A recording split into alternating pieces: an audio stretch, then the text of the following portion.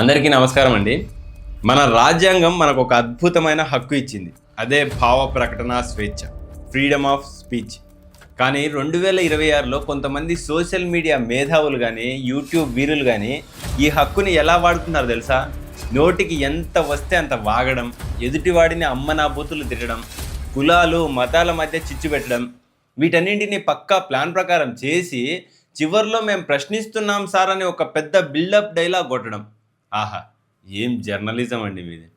అసలు మీ నోటి నుండి వచ్చేది సమాజం కోసం ప్రశ్నలా, లేక వ్యూస్ కోసం మీరు కక్కే మురుగునీరా? ఈ మధ్యకాలంలో ఒక కొత్త ట్రెండ్ కూడా నడుస్తుంది. జర్నలిజం విలువలు కనీస బుద్ధి లేని కొందరు ఉంటారు కదా, చేతిలో 5,000 రూపాయలు మైక్ పట్టుకొని రోడ్డు మీద పడిపోతారు. పవన్ కళ్యాణ్ నోట్లో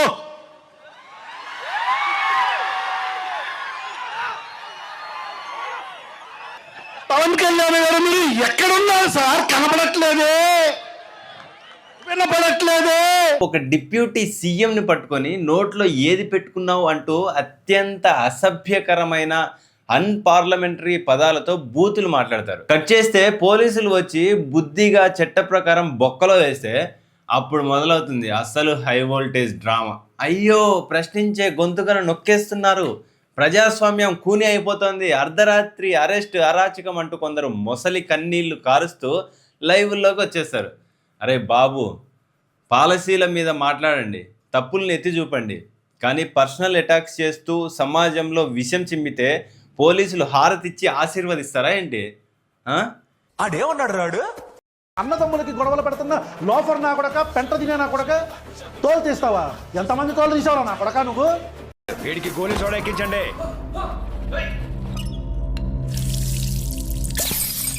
పూర్వదిలేసి వచ్చేసిన అనామకం నా కొడక, ఇస్కాన్లో తరివేస్తే హిందువులు ఇస్కాన్లో తరివేస్తే నా కొడక, బయటకు వచ్చి అడుక్కు తినే నా కొడక, పెద్ద పెద్ద రౌడీరా నా కొడక నువ్వు.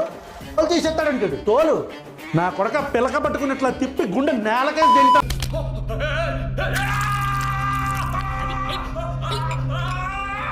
ఏంటి సార్ పొద్దున్నే నిమిషాలు ఆగిస్తున్నారు?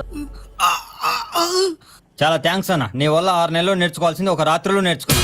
ఇక వీళ్ళకి సపోర్ట్ చేసే మేధావులు కొందరు ఫేస్బుక్లో పోస్టులు పెడతారు, వాళ్ళు సాధారణ పౌరులు, వాళ్ళని అరెస్ట్ చేయడం రాజ్యాంగ విరుద్ధం అని. కానీ విచిత్రం ఏంటో తెలుసా? ఆ పోస్టుల కింద వాళ్ళ సొంత అభిమానులే ముందు నిన్ను లోపలేస్తే దరిద్రం వదులుతుంది, జర్నలిస్టు ముసుగు తీసేయని కామెంట్ పెడుతున్నారు. అంటే జనం మీ కక్కుర్తిని చూసి ఎంత విసిగిపోయారో అర్థం చేసుకోండి. మిమ్మల్ని ఎవరైనా ఒక మాట అంటే ఏడుస్తూ వెళ్ళి పెద్ద పెద్ద పోలీస్ అధికారుల కాళ్ళు పట్టుకొని కంప్లైంట్లు ఇస్తారు, కానీ మీరు మాత్రం ఎదుటి వారిని ఇష్టం వచ్చినట్టు బూతులు తిడతారు. ఎందుకంటే మీకు స్వేచ్ఛ ఉంది కదా. రాజ్యాంగం ఏమైనా మీ అబ్బ సొత్తా? అందరికి ఒకటే రూల్స్ ఉంటాయి బాసు, తెలుసుకోండి. చివరిగా ఒక్కటే మాట, చేతిలో స్మార్ట్ ఫోన్ ఉంది కదా అని నోటికొచ్చినట్టు వాగితే రేపు మీ ఫ్యూచర్ అవుట్ గోయింగ్ అయిపోతుంది.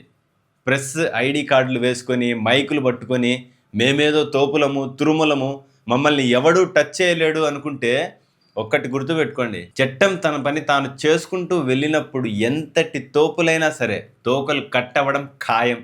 ప్రశ్నించే గొంతుకలకి ఈ సమాజం ఎప్పుడూ గౌరవం ఇస్తుంది, కానీ ప్రశ్నించే పేరుతో విషం చిమ్మే వ్యూస్ కక్కుర్తి గ్యాంగ్కి మాత్రం చట్టం ఇవాళ కాకపోతే రేపైనా సరే బుద్ధి చెప్పి తీరుతుంది. ఇకనైనా మీ పద్ధతి మార్చుకుంటారో లేక జైల్లో చిప్పకూడు తింటూ మీ జర్నలిజం ముసుగుని తీసేస్తారో చాయిస్ మీదే.